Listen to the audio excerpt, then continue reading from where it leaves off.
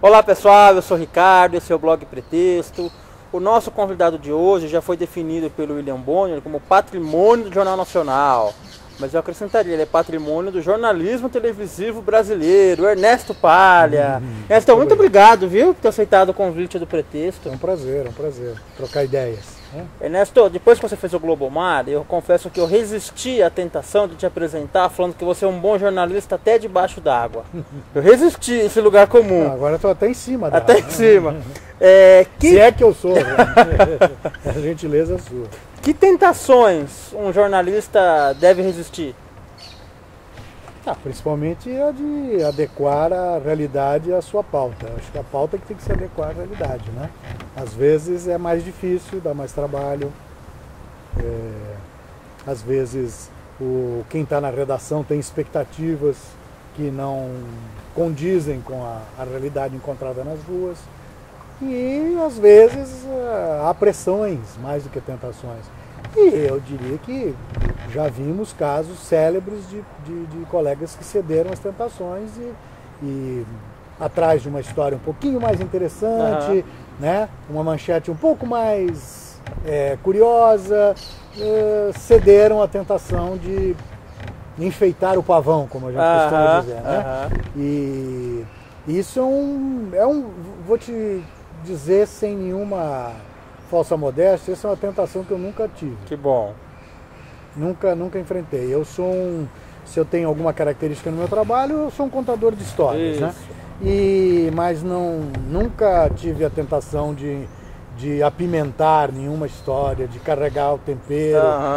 Tudo bem, acho que é uma obrigação nossa, como contadores de histórias, que afinal de contas todo jornalista é isso. A nossa obrigação é contá-la de forma interessante. Atraente. Senão, quem está do outro lado desliga. A primeira coisa que faz é mudar de canal, né? Nós que estamos na mídia eletrônica, né? Mas você pode melhorar a sua história contando-a de uma maneira original, simpática, interessante, instigante, provocativa. Mas a história é a história. Tá. Entendi. Não pode interferir nela, né? Não pode inventar. Tá. Aquela história, a gente não... Como é que é? Se não tem, a gente inventa. Não dá, né? Não é meu departamento. Isso eu não brinco com isso. Falando nisso, de estilo, você no livro Diário de Bordo, em algum momento lá você define o seu estilo, numa passagem curta, mas me chamou a atenção. O estilo jazzístico. Eu imagino que assim, uma maneira assim de a sua conduta depende muito do personagem que você está contando, né? Claro, ele pode te levar para outra história, é isso? Isso é a maneira como eu também enfrento de certa forma a vida, até porque o nosso sistema de trabalho, né, tem se tornado cada vez mais industrial.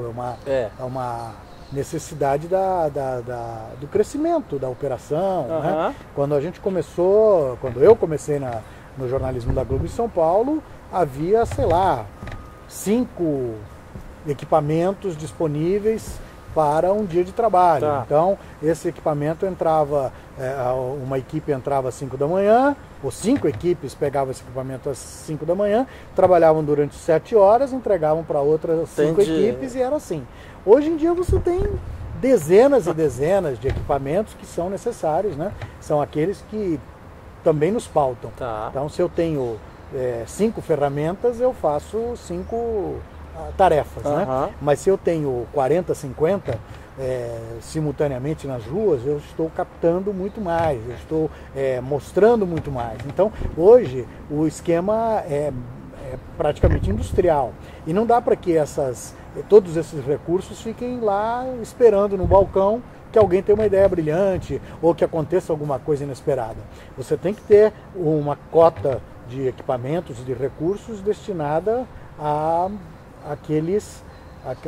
aos imprevistos. Mas quando você sai para trabalhar de manhã, você tem que ter um planejamento. Você tem que saber onde pelo menos 70%, 80% da sua equipe está indo e o que está fazendo. Alguma coisa que já tenha sido discutida previamente, aprovada, né? E tudo isso é imaginado de dentro da redação, né? Muitas vezes com aportes de fora também. A equipe volta da rua e diz, olha, eu vi uma coisa interessante na esquina tal com tal, então amanhã podemos voltar lá para fazer outra reportagem. Beleza. Mas tudo isso é pensado ali dentro, imaginado por profissionais que estão lá, muito tarimbados e que vão falando, olha, se na esquina de tal com tal tem lá um mendigo que pinta obras de arte, com valor realmente artístico, então amanhã vamos lá. O que mais que a gente vai falar? Vamos levar um crítico de arte conosco para ele ver? Vamos levar um professor, talvez, de arte? Vamos levar um assistente social para falar da realidade de quem mora na rua? Vamos levar um defensor da causa dos moradores de rua? Enfim, tudo assim isso assim nasce uma pauta. Né? Agora, com isso tudo, você tem o risco do engessamento. Isso. E aí é óbvio que cabe aos bons profissionais vigiarem o tempo todo. Os que estão dentro da redação, os que estão na rua, trocando informações e adequando aquilo que foi criado, né, lá dentro do ar-condicionado da redação e que tem que ser executado nas ruas. Olha, tem que cotejar. Olha, o que eu pensei era isso. Eu cheguei lá e falei, mas não era um mendigo. O cara não é mendigo. Na verdade, ele é uma pessoa que está com um problema mental e temporariamente está morando na rua. Então, tudo isso mudou a história. Agora, daí precisamos de intervenção psiquiátrica e não mais o professor de artes.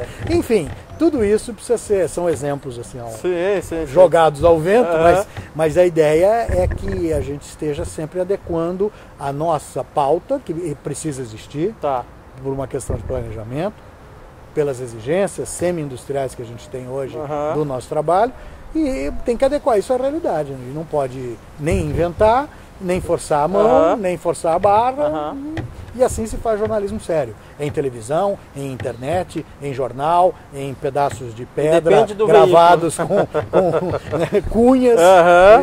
É assim que tem que ser, né? Então, se uma pauta, se sempre uma pauta sai como planejado, ou se ela nunca sai, tem alguma coisa errada, né? Tem que ter um meio termo aí, né?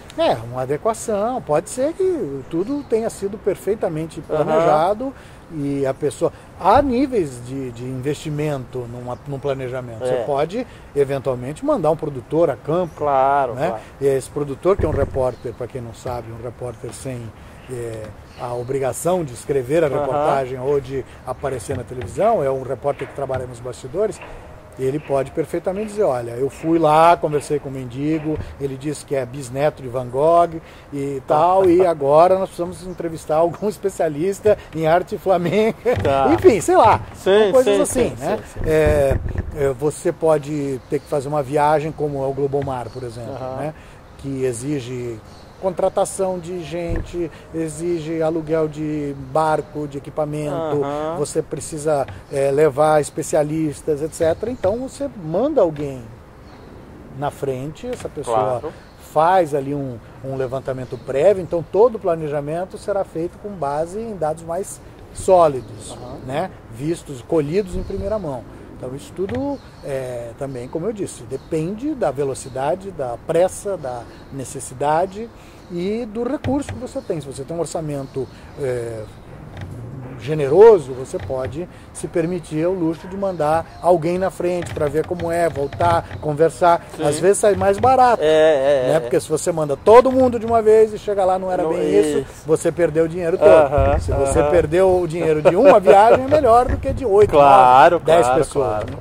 Enfim, tudo isso faz parte do nosso dia a dia e a gente procura deixar isso em segundo plano. O primeiro é a notícia ou a informação que queremos divulgar. Né? Mas ela depende de todo esse pensamento, todo esse raciocínio, todo esse planejamento prévio para poder fazer o trabalho direito.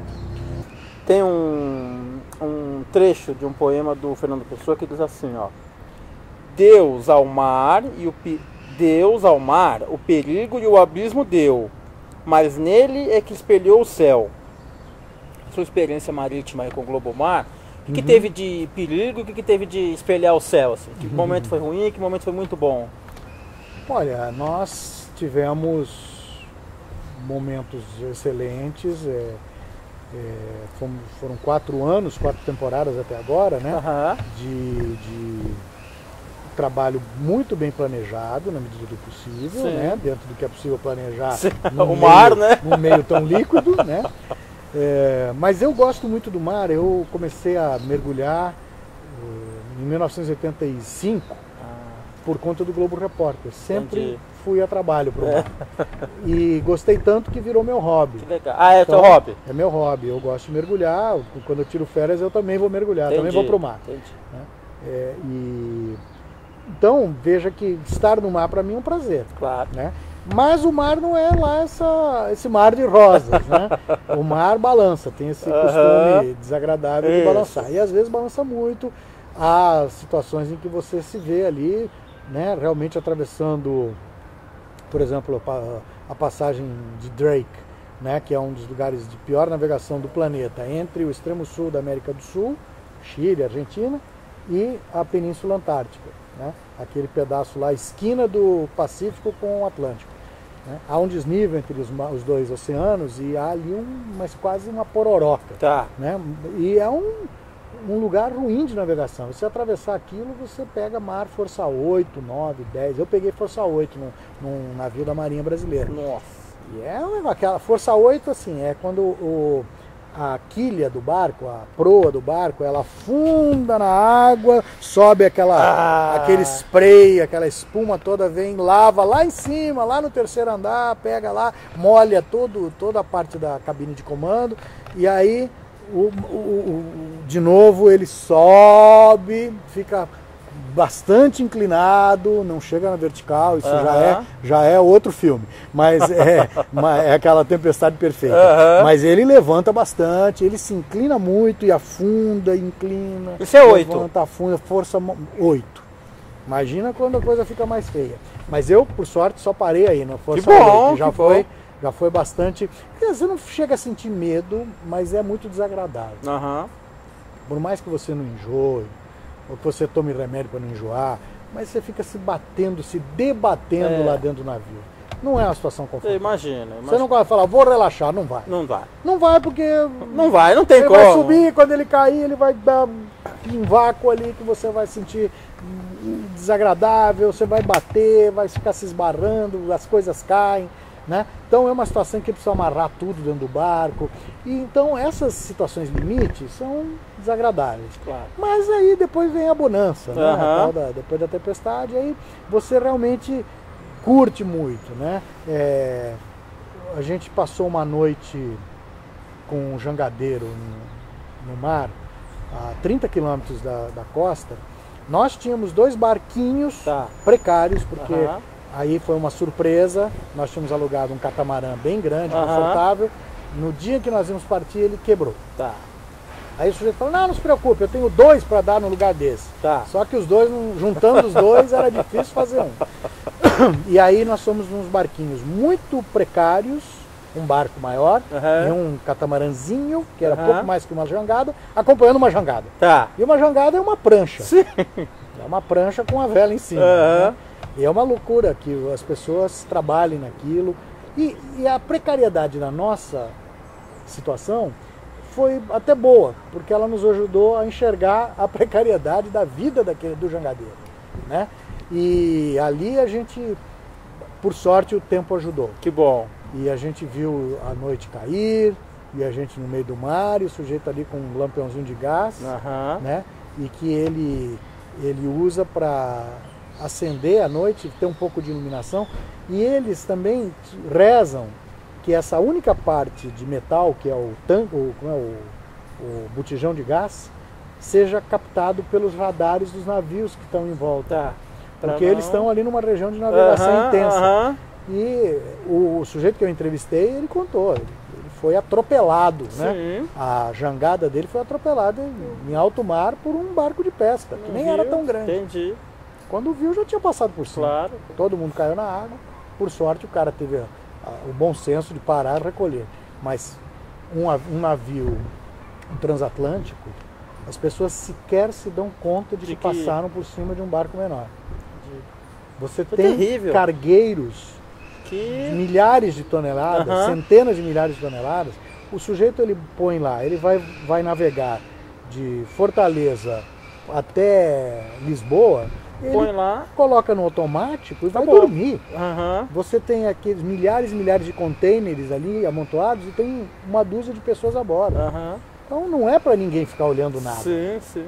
E o radar fica no automático ali. E a má notícia é que ele não capta um botijão de gás. Especialmente se ele está tão baixinho ali numa jangada. Isso é bacana. Então o risco é muito grande. Bacana muito isso, grande. né? De você então, a gente vivenciar, ali um pouco né? essa experiência. E a gente viu os navios passando ao longe. Por sorte, ao longe. Mas é complicado. No Jô, você contou que tem um hino do monomotor. É o mesmo hino que você canta pro barco, assim, não? Quase, né? Segura na mão de Deus. Né? Eu me lembro que eu aprendi isso eu não sou uma pessoa religiosa, então eu aprendi isso cobrindo visita do Papa ao Brasil.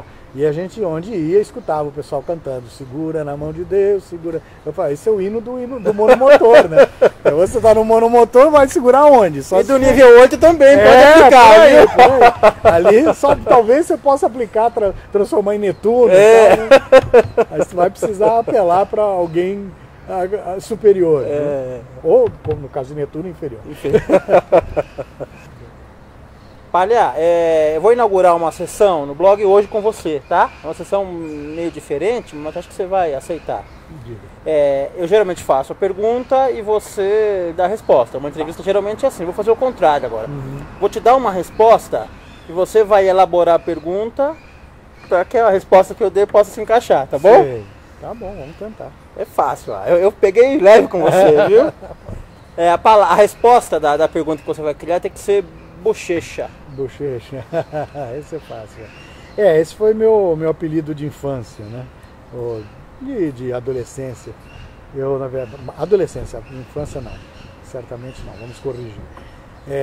Eu estudava num colégio do estado, no interior de São Paulo, onde eu cresci, em Ribeirão Preto, cidade muito legal, tenho muito carinho por ela. Não nasci lá, mas fui para lá em idade escolar e aí fiz lá o colégio do estado, o Otoniel Mota. Na época era um dos melhores colégios que existiam lá. Era uma época em que a escola pública era muito boa. Ela só que não era pública de verdade, né? O nome era escola pública, mas ela era pública do ponto de vista do financiamento. Mas ela não era para todos. Né? Hoje a escola é para todos, mas infelizmente a qualidade caiu. Isso ainda é uma luta para os nossos governantes e para a sociedade, que também não pode passar toda a responsabilidade para o Estado. Recuperar a qualidade da escola pública. Mas nessa época a escola pública era muito boa, eu devo a ela, se eu atingi alguma coisa na vida, foi graças à escola pública. Legal. Porque eu estudei na escola pública do pré-primário, do maternalzinho da Praça da República, até, a escolinha está lá até hoje, até a universidade. Né? Então, sempre escola pública. Sempre escola pública. E durante o ginásio, eu fazia parte lá do Grêmio, né? Aí tinha lá uns instrumentos musicais que tinham doado lá, tinha lá num depósito da escola, uma meia dúzia de cornetas, uns 3 bumbos. E eu sempre gostei daquilo, falei, puxa, a gente podia fazer uma fanfarra, alguma coisa assim, para animar o pessoal tal, e ter atividades, né, sociais, né? O que você vai fazer numa escola, né? Tinha, ainda mais naquela época. Hoje em dia acho que há mais opções. E aí eu resolvi, com um grupo de colegas, a gente começou a brincar com aqueles instrumentos, formar uma fanfarra. O professor de educação física começou a nos botar em ordem unida, e marcha para cá, marcha para lá. E um dia recebemos a visita de um secretário de educação, secretário estadual. E ele tinha estudado no colégio. Ele foi lá visitar. E aí nós o recebemos e fizemos lá um barulho com a bandinha lá da escola. E depois foi um hasteamento da bandeira, toca a bandinha, não sei o que, desfila para cá, para lá e fomos cumprimentar. Ele veio nos cumprimentar. Aí eu, já na época era falante, né? Aí falei para ele, então, secretário, o senhor gostou da nossa fanfarra? Ele falou, gostei. Falei, mas na sua próxima visita ela pode ser muito melhor. Precisamos da sua ajuda para isso. Tá? Aí ele riu. Já deu uma cobrada, já. Um mês depois baixou um caminhão lá com um monte de instrumento. Que bacana. Eu provavelmente atirei no que via, você no que não vi. Sim. Ele já devia ter aquilo disponível e tal. Fato é que aí a banda cresceu tal, e eu ganhei certo protagonismo ali, porque depois de algum tempo eu virei o instrutor da fanfarra. Tá. Né? E aí eu tocava uma corneta também, a certa altura eu tocava corneta. Enfim, aquela brincadeira de bochecha, eu sempre tive uma tendência a ser meio gordinho. Aí um colega lá começou a me chamar de bochecha e eu virei o bochecha. Tá. Até hoje tem colegas lá de Ribeirão que me encontram, só me chamam por bochecha, claro. E é isso mesmo, tá certo. Então a pergunta seria, qual o apelido de infância do Palha? Do Ernesto, é isso aí. Tá bom. De infância não. Da adolescência, é verdade. Qual o apelido de adolescência? De adolescência. Imaginar que você teria a chance de fazer uma pergunta para esses personagens que você está agora, aí você faz a pergunta que te vier à mente, tá bom? Repórter está sempre preparado, não é isso? Vamos lá. Que pergunta você faria hoje para o Barack Obama?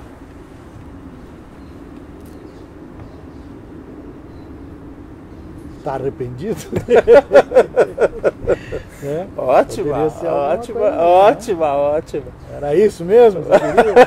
Tem certeza? Você foi atrás da avó dele, né? Na época da eleição dele, né? É uma história incrível, né? São essas histórias que só países ricos e tolerantes e ricos de diversidade, como os Estados Unidos, o Brasil, só países assim é que permitem que um ex-metalúrgico vire presidente da República, que um filho de um imigrante, né, como africano, como é o Barack Obama, né, como era o pai dele, né, apesar de que lá, enfim, já era uma pessoa que tinha um alto nível de educação, era economista, formado, membro da elite do Quênia. Mas você imaginar que o filho dele, na primeira geração, já vira presidente dos Estados Unidos... É notável.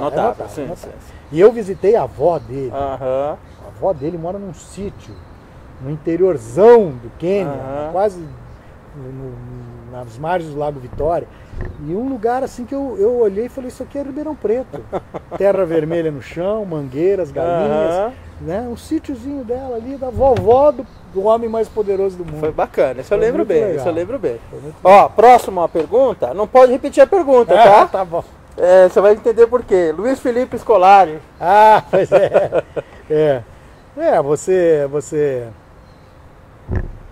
Você acha que errou? Né? Porque dá a impressão que não. Entendi. Né? Edir Macedo. Você acredita em Deus? Boa pergunta. William Bonner.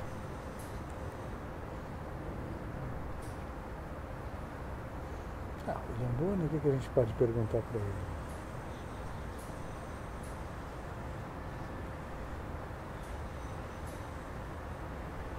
Qual carro você gosta mais? Ele gosta de carro. Ele gosta de carro, Antigos. Mas ele é cuidadoso, sim, zeloso. Legal. Boa pergunta. Se um dia eu conseguir entrevistá-lo, eu vou... É uma pergunta de bastidor. Sim. Para Sandra Lemberg. A gente pode perguntar para ela.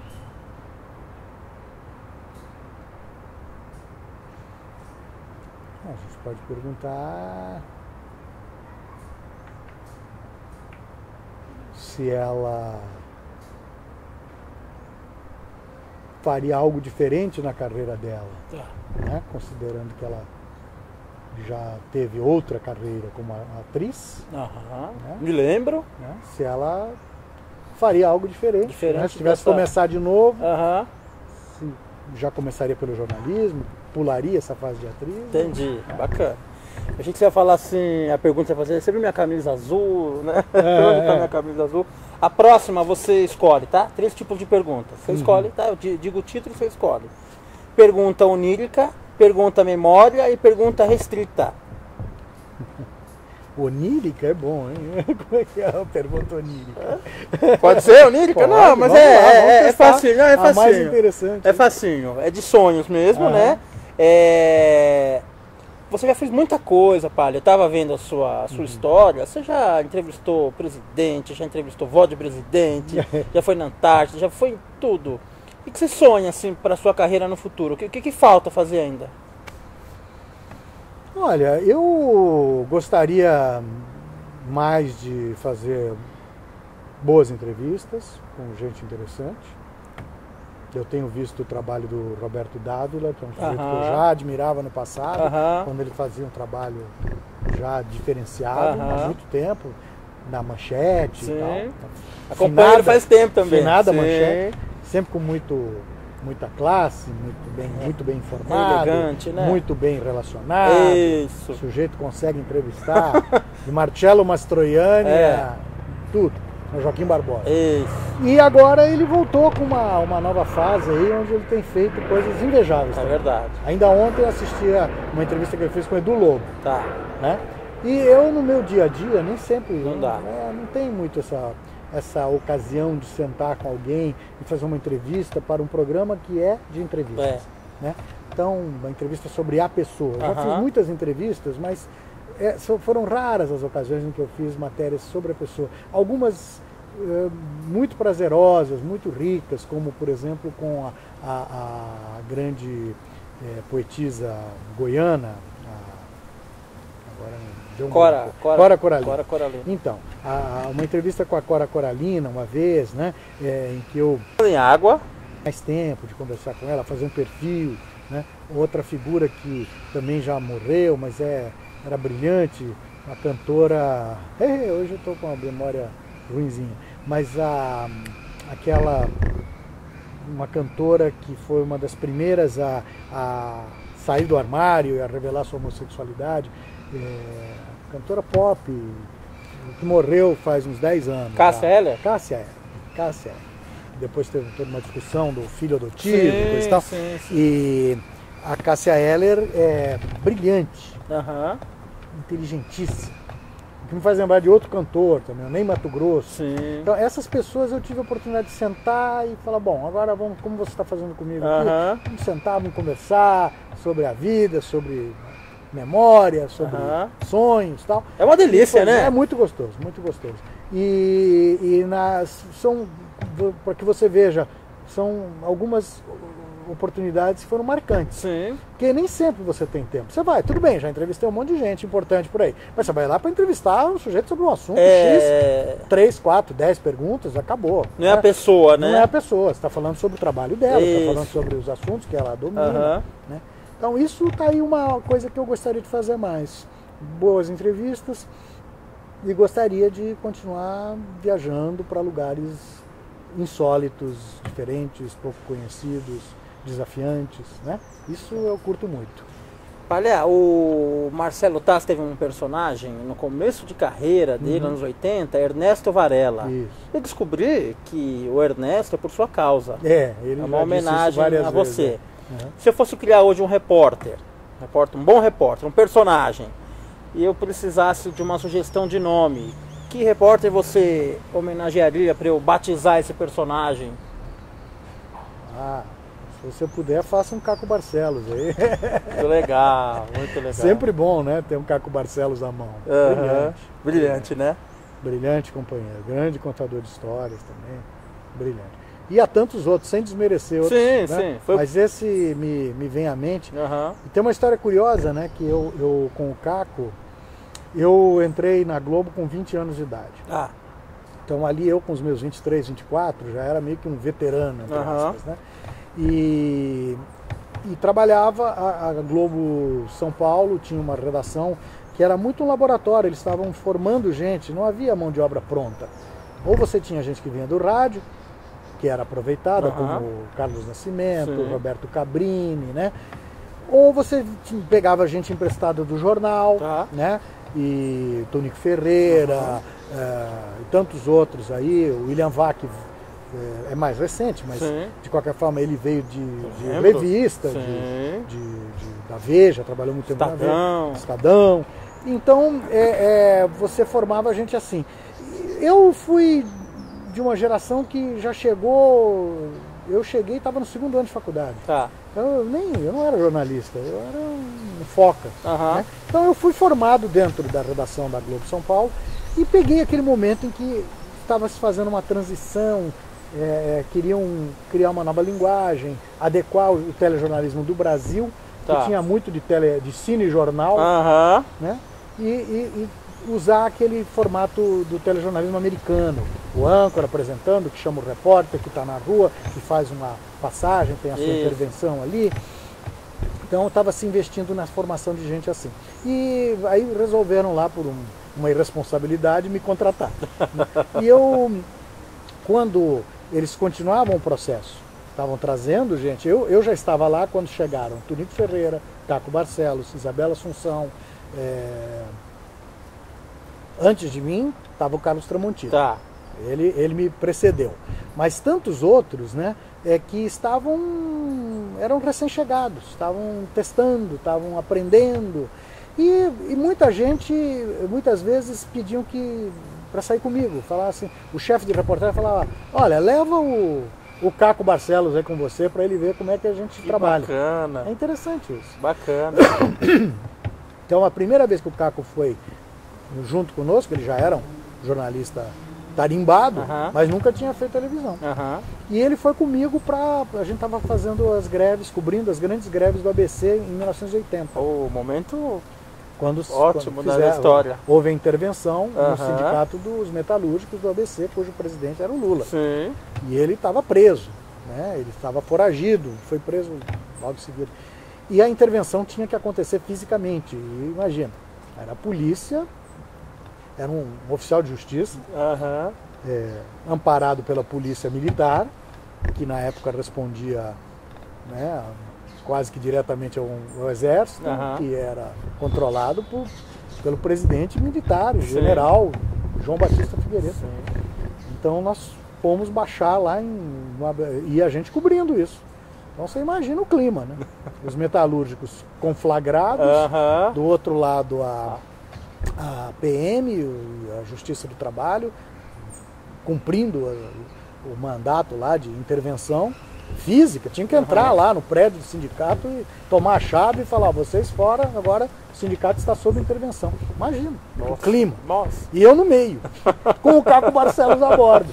Então nós acompanhamos ali, entramos antes, ficamos lá dentro, a polícia entrou, os metalúrgicos foram embora.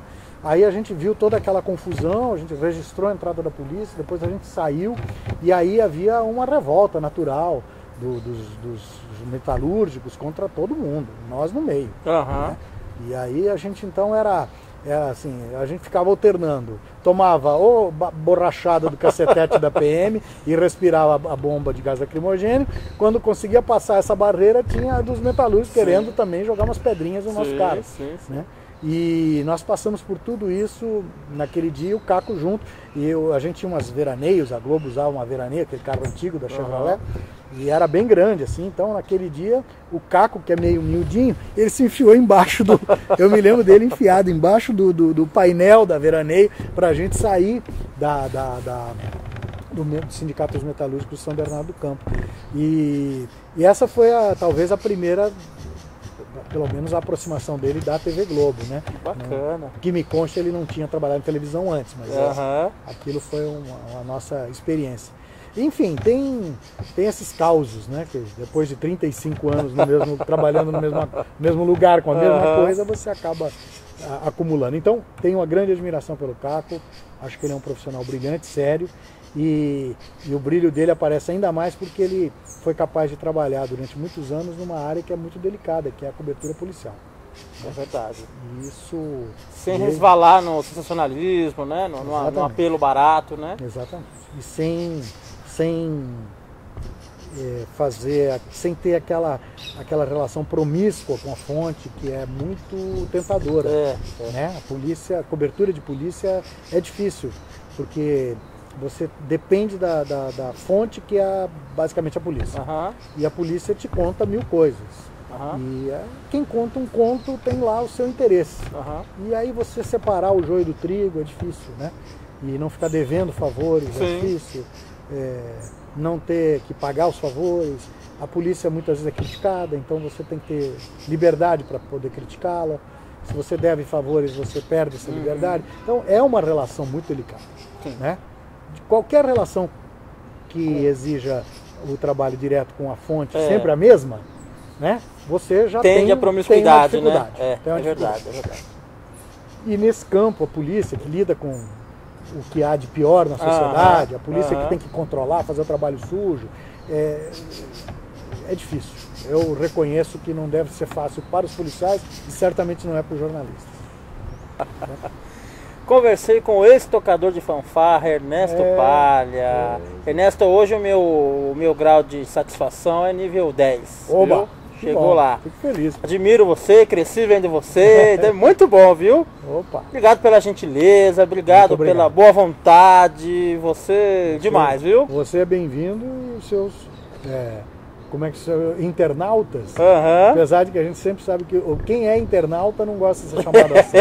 Alguém inventou esse termo, mas como a gente não tem ainda o pessoal, o público que vem em casa, né? O pessoal que nos assiste, eu fico feliz de saber que você está com esse espaço legal e tá aí mais uma diferença, né? Quando eu comecei em televisão, fazer isso, uma televisão, uma entrevista com várias câmeras e tal, e poder divulgar isso exigia que você fosse o Roberto Marinho, o filho dele, não é?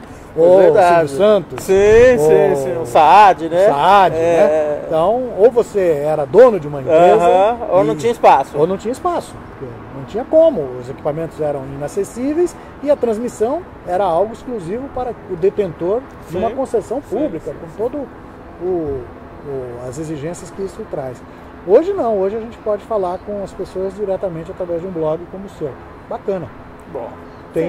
Fico feliz que você tenha chegado em boa hora. Né? Que bom. Se tivesse uns 20 anos antes, não daria, né? No meu lugar. Muito bom. Palha, obrigadão, viu? Parabéns, obrigado. E a gente fica por aqui com o Pretexto e volta em breve com mais uma entrevista. Até mais.